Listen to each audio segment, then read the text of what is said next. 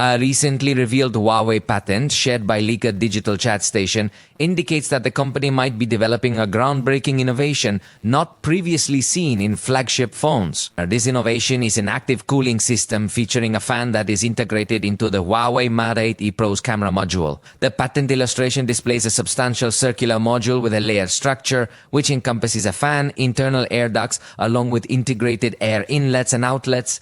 The fan grills have openings for 3 cameras and are designed to expel air from the sides instead of the top. This setup helps manage heat during demanding tasks like high-resolution video recording or extended gaming. Huawei wouldn't be the first to add a fan to a phone, but it would be the first to integrate it within the camera module.